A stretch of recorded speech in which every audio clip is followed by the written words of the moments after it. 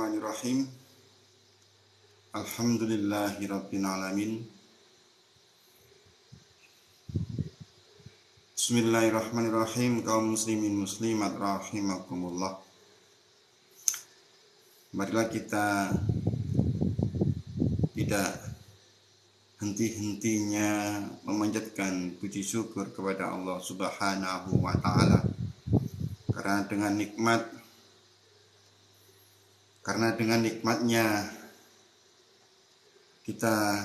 ia masih memberikan kita kesempatan untuk diberi kesehatan, diberi rezeki, diberi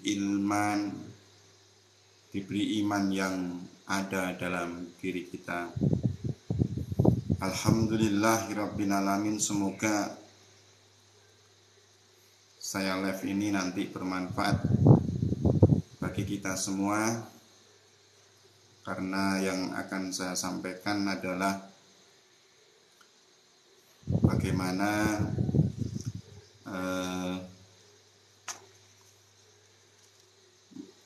tentang pengobatan Tibun Nabawi dan mengenai bab menolak dan menyingkirkan sihir.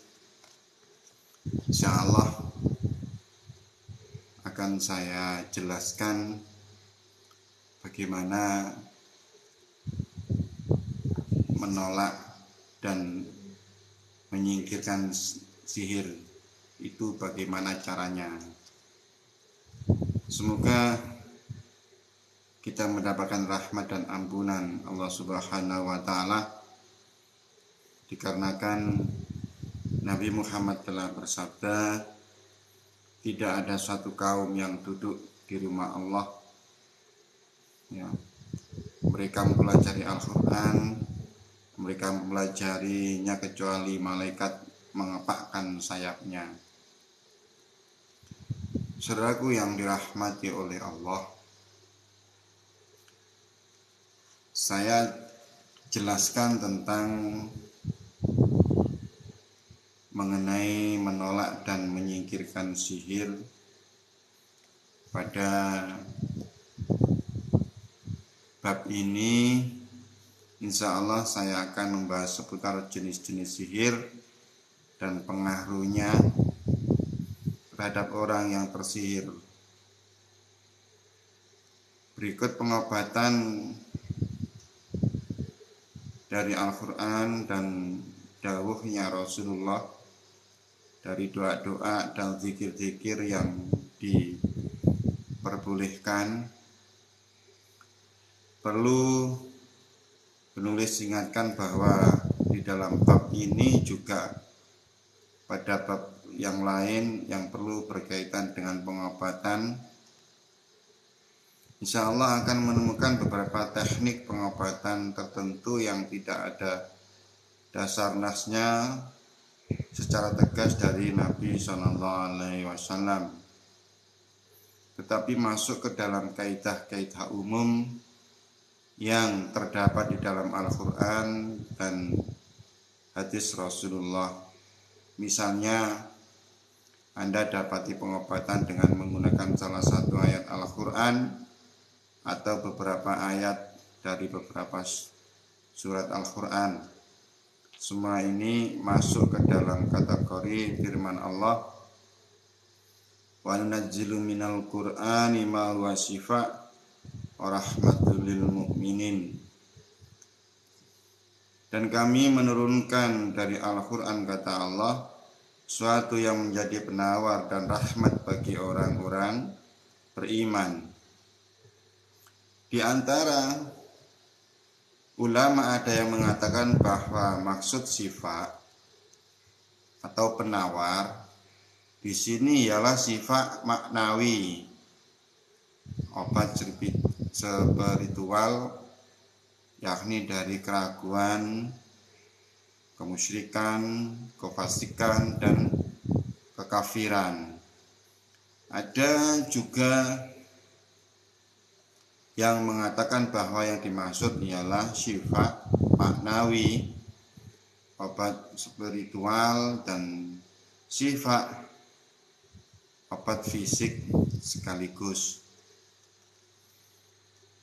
Dalil lainnya yang lebih jelas dan lebih dekat bahwa menjadi tulang punggung bab ini ialah hadis yang diriwayatkan dari Aisyah radhiyallahu anhu bahwa Rasulullah alaihi wasallam masuk tempatnya ketika ada seorang wanita yang sedang diobati dan dibacakan ruqyah. Lalu Nabi SAW alaihi wasallam bersabda kepadanya, obatilah dengan kitab Allah. Jika Anda perhatikan hadis ini, niscaya saudara dapati bahwa Nabi SAW menyebutkan secara umum dan tidak menyebutkan ayat-ayat tertentu atau surah tertentu. Dengan demikian jelas bahwa Al-Quran di seluruhnya adalah obat atau syifa. Dari pengalaman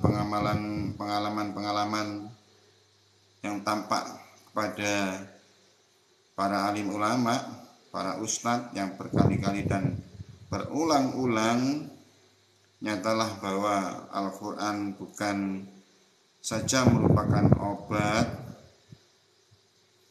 bagi yang menderita sakit kena sihir atau kesurupan jin dan hasad, melainkan juga obat bagi penyakit fisik atau penyakit yang ada di dalam tubuh kita atau badan anggota kita. Ada sebagian anak muda yang bersemangat yang ingin agar menyebutkan dalil khusus bagi setiap ayat yang kami pilih dari kitab Allah untuk meruqyah salah seorang penderita. Mereka berkata, kata tawakuf tidak mau melakukan hal ini hingga ada nas yang telah menyatakan bahwa Nabi SAW pernah meruqyah dengan menggunakan ayat tersebut untuk penyakit yang dimaksud. Pada para orang yang tidak mau mengikuti tersebut, saya kemukakan hadis Abu Sa'id Al-Khudri radhiyallahu an yang tersebut di dalam Sahih Bukhari, bahwa beliau Abu Sa'id Al-Khudri pernah bepergian bersama sejumlah sahabat. Kemudian mereka singgah di salah satu lembah dari lembah-lembah Arab. Lalu mereka meminta penduduk tersebut agar menerima mereka sebagai tamu. Akan tetapi penduduk lembah itu enggan. Setelah itu pemimpin perkampungan itu disengat sesuatu hingga mereka datang menemui para sahabat seraya berkata, apakah ada salah seorang di antara kalian yang bisa meruqyah? Abu Sa'id Al-Khudri berkata, saya, tetapi saya tidak bersedia meruqyah untuk kalian sehingga kalian memberikan kepada kami suatu pemberian. Abu Sa'id lalu meruqyah orang yang tersengat tersebut. Setelah diruqyah, orang itu lalu berdiri dengan gesit seolah-olah baru lepas dari ikatan. Mereka lalu memberi para sahabat sejumlah kambing. Ketika kembali ke Madinah, mereka mengabarkan kepada Nabi SAW. Lalu Nabi Muhammad SAW bersabda kepada Abu Sa'id Al-Khudri, dengan apa kamu meruqyah? Abu Sa'id Al-Khudri menjawab, dengan surah Al-Fatihah. Nabi SAW bersabda, siapa yang memberitahu kamu bahwa itu adalah ruqyah? Nabi SAW lalu mengakui perbuatan mereka dan disetujui. Dari hadis ini jelas bahwa Abu Sa'id tidak menunggu hingga mendengar satu nas dari Nabi Shallallahu Alaihi Wasallam tentang ruqyah dengan menggunakan Al-Fatihah. Kemudian Nabi Muhammad Shallallahu Alaihi Wasallam menyetujui apa yang dilakukan oleh Abu Sa'id. Selain itu, Nabi Shallallahu Alaihi Wasallam telah meletakkan kaidah umum, bagi setiap ruqyah tersebut di dalam Sahih Muslim, bahwa orang-orang berkata, wahai Rasulullah, kami dahulu meruqyah di masa jahiliyah. Nabi Shallallahu Alaihi Wasallam lalu bersabda, kemukakanlah ruqyah kalian kepadaku. Maksudnya perdengarkanlah ruqyah kalian, tunjukkanlah ruqyah kalian padaku. Setelah ditunjukkan, Nabi Muhammad SAW mengatakan tidaklah apa-apa dengan ruqyah selama tidak berupa kemusyrikan. Dari hadis ini kami menyimpulkan bolehlah meruqyah dengan Al-Quran dan Sunnah Rasulullah, doa-doa atau lainnya selama tidak mengandung kemusyrikan. Saudaraku yang dirahmati oleh Allah, pertama tentang jenis sihir, ya, yaitu sihir penceraian. Ya. Sihir penceraian. Di dalam surat Al-Baqarah ayat 102 ini dijelaskan, A'udzu billahi minasyaitonir rajim. Bismillahirrahmanirrahim.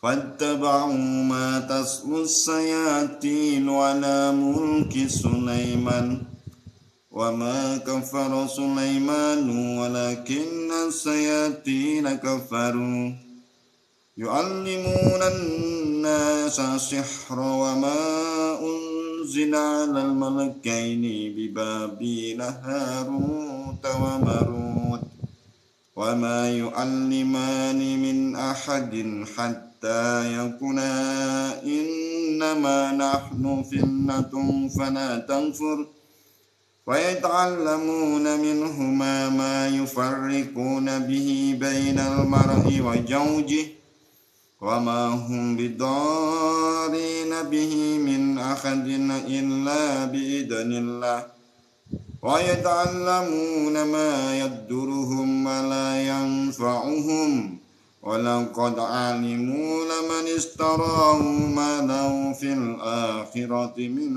khalaq wa labisa ma syaraw bihi anfusahum law kanu ya'lamun.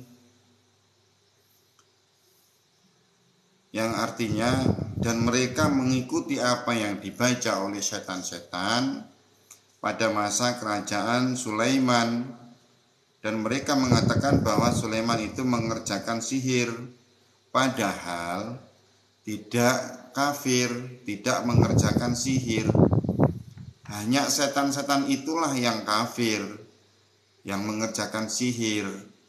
Mereka mengajarkan sihir kepada manusia, dan apa yang diturunkan kepada dua orang malaikat di negeri Babel, yaitu Harut dan Marut, sedang keduanya tidak mengerjakan sesuatu kepada seorang pun sebelum mengatakan, sesungguhnya kami hanya cobaan bagimu, sebab itu janganlah kamu kafir.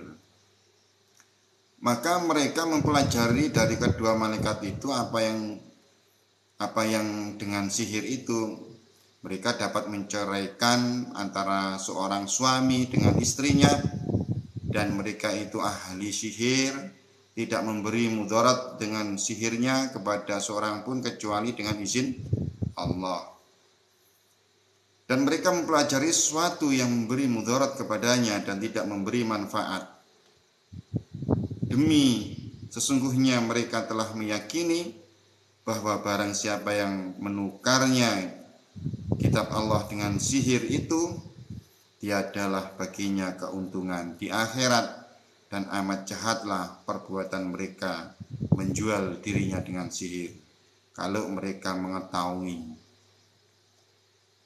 Jadi saudaraku, sihir itu sudah ada sejak dahulu hingga sekarang sampai nanti yaumil kiamah. Dari Jabir radhiyallahu an, beliau berkata bahwa Rasulullah SAW bersabda, sesungguhnya iblis meletakkan singgasananya di atas air, kemudian mengutus tentaranya yang paling dekat kedudukannya di antara mereka kepadanya ialah yang paling besar fitnahnya. Salah seorang di antara mereka datang seraya berkata, kamu belum berbuat apa-apa. Nabi SAW bersabda, kemudian salah seorang mereka datang seraya berkata, aku tidak meninggalkan hingga aku telah menceraikan dari istrinya. Nabi SAW bersabda, kemudian iblis mendekatnya kepada beliau seraya berkata, ya kamu Al-A'mash perawi, berkata, aku melihatnya Nabi SAW bersabda, kemudian dia menjadi membantu setianya. Inilah saudaraku yang dirahmati oleh Allah, sihir itu memang ada dan perlu kita pelajari sehingga kita tahu ciri-ciri sihir itu apa. Lalu definisi sihir penceraian. Sihir penceraian adalah perbuatan sihir untuk menceraikan antara suami dan istri, atau menimbulkan kebencian dan permusuhan antara dua orang sahabat, atau antara dua mitra, atau antara anak dan orang tua. Jadi sihir penceraian itu intinya untuk memisahkan di antara kedua belah pihak. Macam-macam sihir penceraian itu, yang pertama memutuskan hubungan antara seseorang dan ibunya. Memutuskan hubungan antara seseorang dengan ayahnya. Memutuskan hubungan antara seseorang dengan saudaranya. Memutuskan hubungan antara seseorang dan temannya. Memutuskan hubungan antara seseorang dan mitranya dalam perdagangan atau lainnya. Menceraikan antara seorang suami dan istrinya. Jenis ini yang paling berbahaya dan paling banyak tersebar. Sekarang gejalanya, gejala sihir penceraian itu bagaimana sih dan apa saja itu? Yang pertama, perubahannya itu tiba-tiba, secara mendadak, dari cinta menjadi benci. Ya, dari cinta menjadi benci.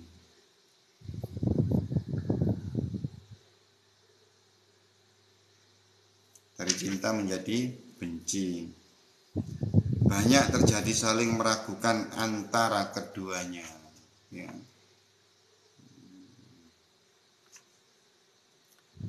Lalu tidak meminta maaf. Lalu memperbesar sebab perselisihan, walaupun itu hal kecil, sekalipun sangat kecil atau sepele. 5. Terbaliknya gambaran seorang suami di mata istrinya, dan sebaliknya, sehingga seorang suami melihat istrinya sangat jelek, sekalipun sebenarnya termasuk wanita yang paling cantik. Pada hakikatnya setan yang ditugasi melakukan sihir itulah yang tergambar di wajahnya dalam rupa yang jelek. Demikian pula sang istri melihat suaminya dalam wajah yang menakutkan, padahal selama ini sudah bertahun-tahun mendampingi, ternyata tiba-tiba istrinya kelihatan jelek, suaminya kelihatan menakutkan.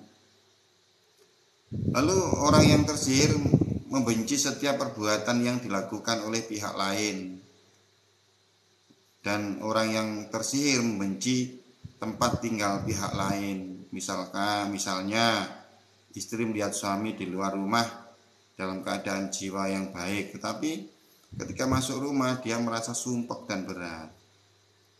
Itulah ciri-ciri orang yang terkena sihir penceraian. Jadi Al-Hafidz Ibnu Katsir berkata, ya, sebab penceraian antar suami istri akibat sihir ialah bayangan suami atau istri terhadapnya dalam rupa atau perilaku yang buruk atau sebab-sebab lainnya yang bisa menimbulkan penceraian. Nah, bagaimana terjadinya sihir penceraian? Seseorang datang kepada tukang sihir dan meminta kepadanya agar menceraikan antara si fulan dan istrinya. Kemudian tukang sihir meminta nama orang yang dimaksud dan nama ibunya berikut salah satu benda bekas pakaian seperti rambut, pakaian atau pecinya, atau apa saja yang pernah dipakai oleh target. Jika tidak bisa mendatangkan benda tersebut, tukang sihir itu akan mengerjakan dengan menggunakan air, misalnya, dan diperintahkan agar menuangkannya di jalan orang yang akan disihir tersebut. Bila orang itu melewatinya, sihir itu akan mengenainya. Bila pula diletakkan di atas makanan dan minumannya, itu akan mengenai juga. Maka perlu berhati-hati, saudaraku yang dirahmati oleh Allah, bahwa sihir penceraian memang itu ada, dan kita perlu berhati-hati dan usahakan keluar rumah itu berdoa. Setiap kali makan, minum, berdoa. Sehingga apabila kita dipasangi sihir yang seperti itu, dengan kita berdoa kepada Allah dan Allah melindungi diri kita, maka insya Allah kita tidak akan terkena oleh sihir yang seperti itu. Pengobatannya bagaimana? Apabila ada orang yang sudah terkena sihir penceraian, maka pengobatan sihir jenis ini terdiri ada beberapa tahapan. Tahapan pertama, tahapan sebelum pengobatan, ya. Kalau tahapan pertama, mempersiapkan suasana keimanan yang benar, dalam arti kita harus bertobat pada Allah, lalu kita meminta ampun kepada Allah, membenahi diri, melakukan perintah Allah, melaksanakan larangan Allah. Insya Allah kalau kita sudah merubah diri kita akan dirubah oleh Allah dan harapannya disembuhkan oleh Allah Subhanahu wa taala.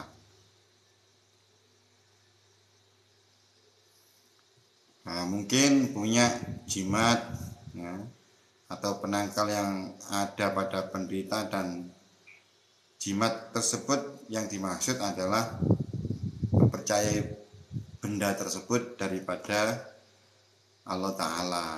Keyakinannya tertuju pada jimat tersebut, bukan pada Allah.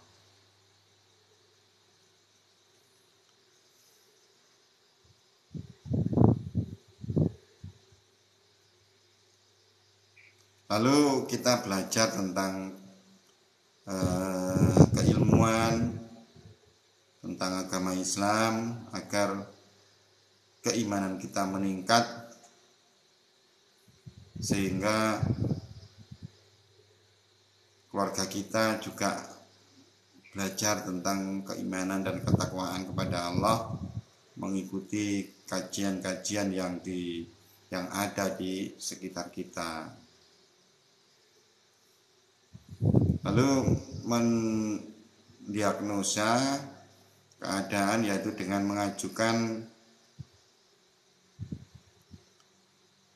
mengecek pada orang yang sakit tersebut. Coba ditanya yang sakit, apakah kamu kadang-kadang melihat istrimu dalam wajah yang buruk? Apakah terjadi perselisihan antara kalian menyangkut masalah yang kecil, sepele? Apakah kamu merasa lega di luar rumah, dan jika kamu masuk lalu merasa sumpek dan ingin keluar rumah? Apakah salah satu di antara suami istri merasa susah dalam melakukan hubungan seksual? Apakah salah seorang di antara keduanya merasa cemas dalam tidurnya atau sering mimpi menakutkan? Jadi kadang ada orang laki-laki badannya sehat, normal semua, bila hubungan sama istrinya dia tidak mau, tapi inginnya berhubungan dengan orang lain. Ini adalah ciri-ciri sihir penceraian. Maka saudara perlu membaca ayat ruqyah mandiri atau diruqyah orang lain. Lalu tanyakan, berwudulah sebelum memulai pengobatan, dan diperintahkan pula hal itu kepada orang yang bersama Anda. Setelah itu kalau ingin ruqyah mandiri, maka sebelum membaca ayat-ayat suci Al-Quran, niat itu berwudu terlebih dahulu. Jika penderita wanita, janganlah Anda mulai pengobatan sehingga Anda pastikan ia telah menutup auratnya agar tidak terbuka pada saat pengobatan. Ya. Jangan sampai Anda mengobati seorang wanita dalam keadaan melakukan pelanggaran syariat seperti membuka auratnya atau memakai wangi-wangian atau berdua-duaan antara yang ngobati dan yang pasien. Ini sangat berbahaya. Lebih baik ada yang mendampinginya, jangan sampai berdua. Janganlah saudara memasukkan seorang yang bukan mahramnya, ya. Lalu kalau mengobati, bacalah la haula wala quwata illa billah dan mintalah pada Allah Ta'ala. Cara pengobatan yaitu bisa disediakan air, bisa dibacakan langsung pada si penderita, orang yang terkena sihir penceraian tersebut. Caranya, letakkan tangan di atas kepala penderita dan bacalah ruqyah. Lalu bacaannya boleh dikeraskan sehingga pasien mendengarnya. Niat harus kepada Allah, ya Allah, berilah kesembuhan saudara saya ini dari sihir penceraian atau dari sihir yang lain. Hanya Engkau yang bisa menyembuhkan, ya Allah. Aku memohon kepadamu, ya Allah, berilah saudara saya ini diberi kesembuhan. Jadi niat intinya kepada Allah Ta'ala. Boleh dengan niat bahasa daerah, bahasa Indonesia, dipersilahkan. Yang penting niat meminta kepada Allah Ta'ala. Lalu jangan lupa membaca ta'awudz, yakni a'udzu billahi minasyaitonir rajim. Ya. A'udzu billahi minasyaitonir rajim.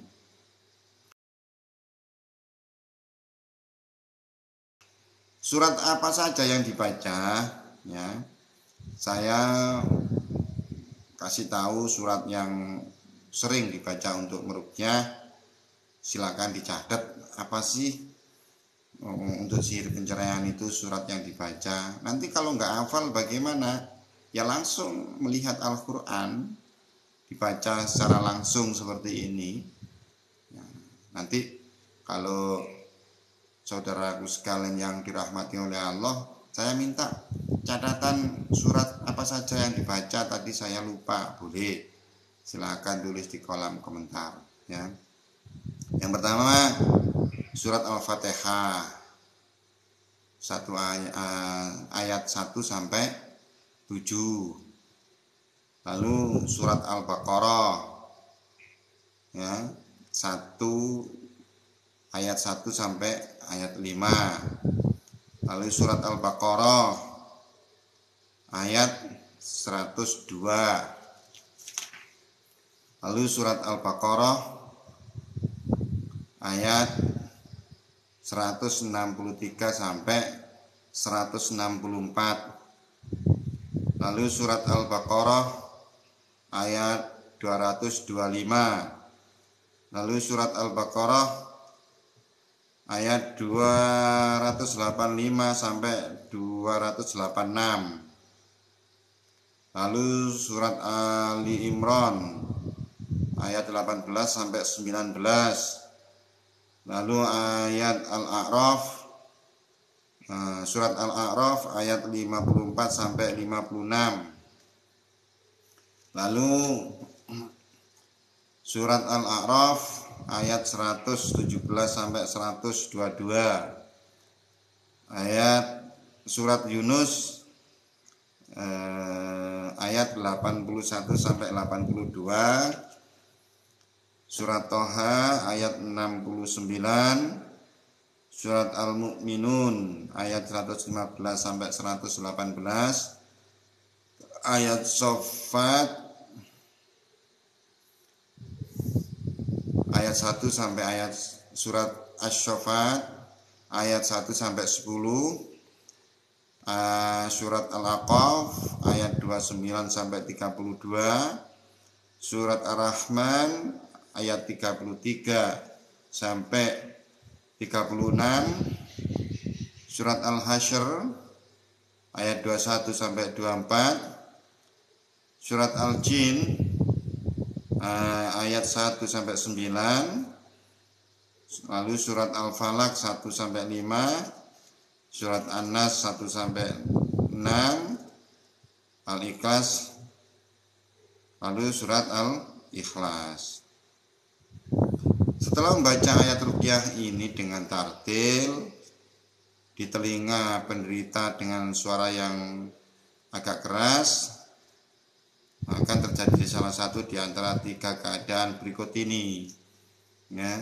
Yang pertama, penderita mengalami kesurupan. Ya. Kadang kesurupan, dan ada jin yang ditugasi menyihir berbicara melalui lidahnya. Kalau kita sedang meruqyah orang kadang-kadang kesurupan, memang di dalam tubuhnya jin itu memberontak, tidak ingin dibacakan ayat-ayat suci Al-Quran. Namun tidak semua kesurupan. Ada yang kesurupan, kadang tidak ada yang kesurupan. Ya. Dalam keadaan ini, hadapilah jin ini sebagaimana Anda menghadapi keadaan kesurupan, santai saja. Kalau ada orang yang kesurupan, saudara bacakan ayat-ayat suci Al-Quran, ya kita santai aja.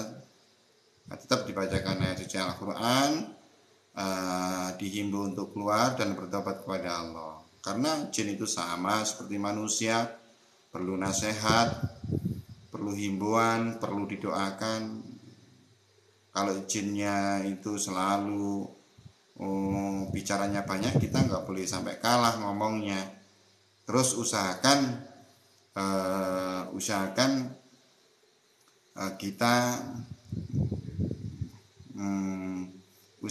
kita menyuruh jin untuk keluar, bertobat, dan kita doakan agar diberi kesembuhan atau diberi hidayah oleh Allah Subhanahu wa taala, ya.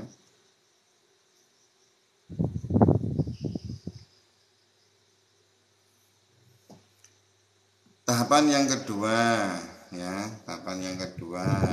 atau ditanyakan kepadanya di mana letak sihirnya, ya.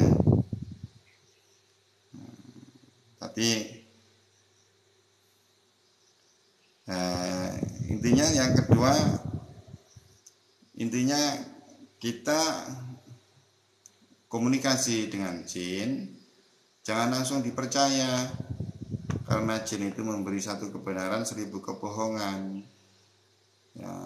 Ya usahakan ditanya, ya disuruh keluar, karena jin itu dan manusia disuruh beribadah kepada Allah, tidak boleh mengganggu yang lain, sesama jin maupun jin menggoda manusia, dan sebaliknya manusia juga tidak boleh mengganggu jin. Intinya disuruh keluar jin tersebut, ya.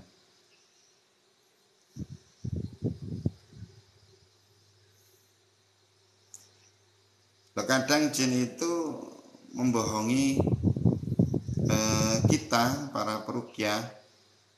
Dia tidak mau keluar kalau tidak minta syarat yang aneh-aneh, katakan minta kelapa hijau, minta ayam putih mulus, dan lain sebagainya. Mereka seperti itu nggak usah dituruti. Kita himbau, tetap kita bacakan ayat suci Al-Quran, meminta pada Allah, ya Allah, keluarkanlah jin yang ada di dalam tubuh saudara saya ini. Beri ampun ya Allah jin yang mengganggu manusia ini. Kita minta kepada Allah, dan dimohon jinnya juga untuk keluar dari dalam tubuh si pasien. Ya intinya, bila kita tidak tahu cara meruqyah, lebih baik belajar dulu, ikut pelatihan-pelatihannya, atau mungkin memanggil ahlinya, sehingga kita paham ruqyah itu bagaimana, ya.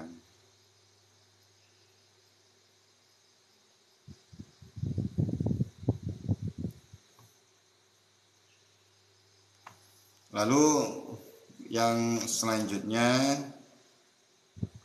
tentang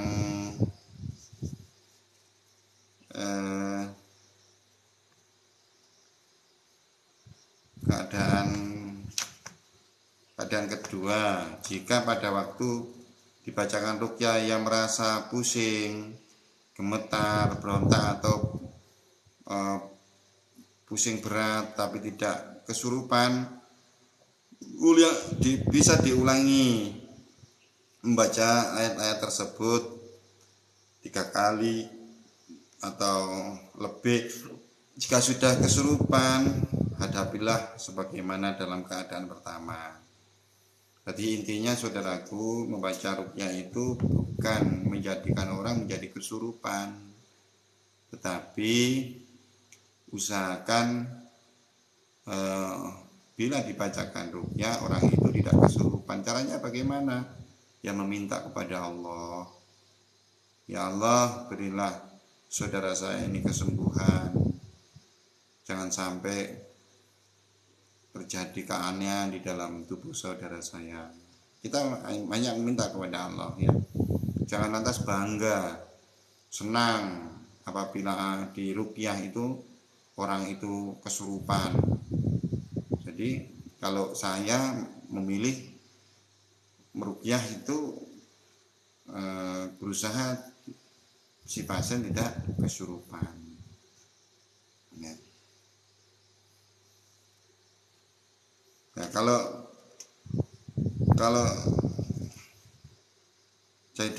ada keadaan yang seperti di atas tadi,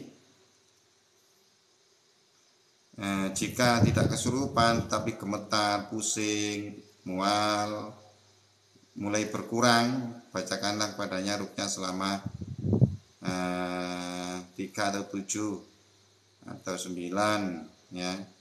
Dengan izin Allah mereka akan diberi kesembuhan ya. Boleh membaca doa-doa yang lain seperti la ilaha illallah wahdahu la syarikalah lahul mulku wa lahul hamdu wa huwa ala kulli syai'in qadir, dibaca 100 kali ya. Atau si pasiennya diajak berzikir kepada Allah. La ilaha illallah wahdahu la syarikalah lahul mulku wa lahul hamdu wa huwa ala kulli syai'in qadir. Banyak dibaca sebanyak 100 kali ya. Kalau si pasien mau membaca seperti itu, insya Allah akan cepat diberi kesembuhan dari sihir penceraian ya. Keadaan yang ketiga, kadang penderita tidak merasakan apa-apa pada saat dibacakan ruqyah. Dalam keadaan seperti ini hanyalah tenang, sejumlah gejala. Sekali lagi, jika tidak Anda mendapatkan gejala, maka ia bukan orang yang terkena sihir, juga tidak sakit. Bila Anda cek lagi dengan membaca ruqyah berkali-kali, dia tetap tidak merasakan sesuatu hal ini, jarang sekali terjadi, maka berilah hal-hal sebagai berikut ya.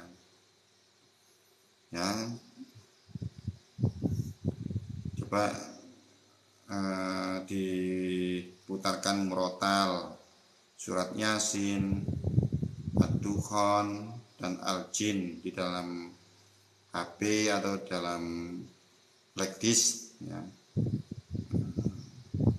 Diputar di dalam rumah si pasien, diputar itu 3 kali sehari, pagi, siang, sore, atau menjelang malam.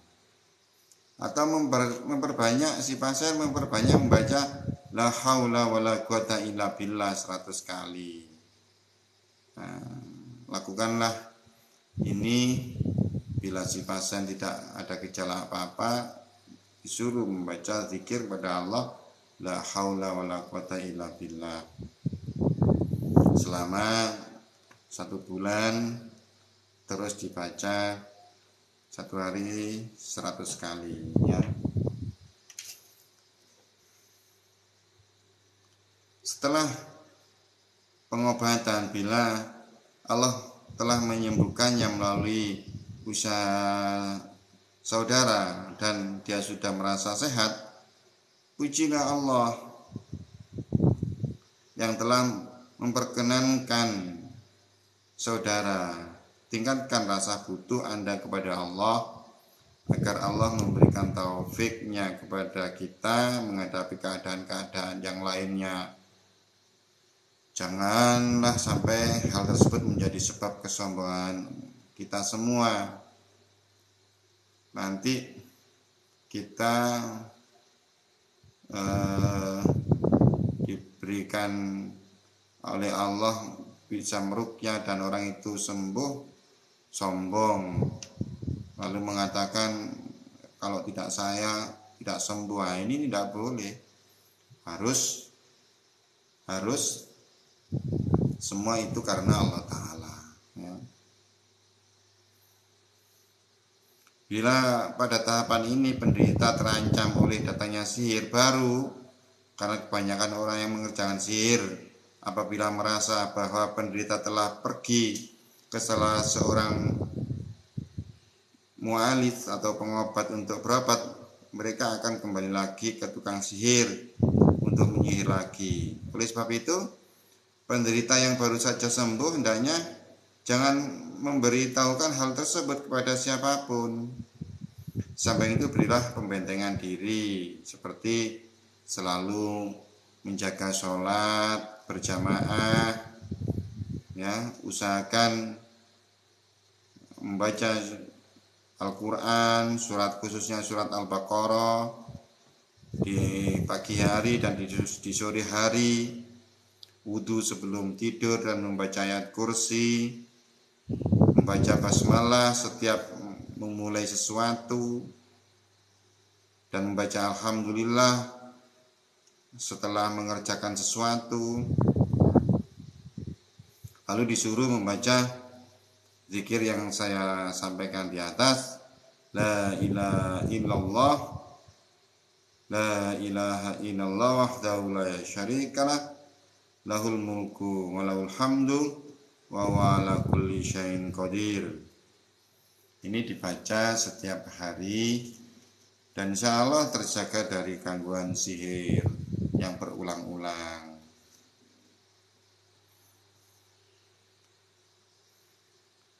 Itulah tadi yang bisa saya sebutkan saudaraku yang dirahmati oleh Allah, bahwa memang pengobatan ruqyah itu perlu kita pelajari. Kalau tidak hafal cukup dibaca langsung, membaca melalui lewat Al-Quran ya. Al-Quran dibaca langsung, sehingga kalau belum hafal dibaca ayat-ayat yang mudah saja, boleh Al-Fatihah, ayat kursi, Al-Ikhlas, terus Al-Falaq, An-Nas, itu aja yang dibaca berulang-ulang terus. Itu insya Allah dengan kita yakin pada Allah akan memberi pertolongan, orang itu pasti akan diberikan kesembuhan oleh Allah Ta'ala. Demikian saudaraku-saudaraku sekalian yang dirahmati oleh Allah, semoga kita dilindungi oleh Allah dari gangguan-gangguan semua makhluknya. Terima kasih, mudah-mudahan bermanfaat. Apabila ada kata yang salah, ini dari lisan saya. Apabila ada kebenaran, itu datangnya dari Allah. Sekian, terima kasih. Ihdinas siratal mustaqim. Assalamualaikum warahmatullahi wabarakatuh.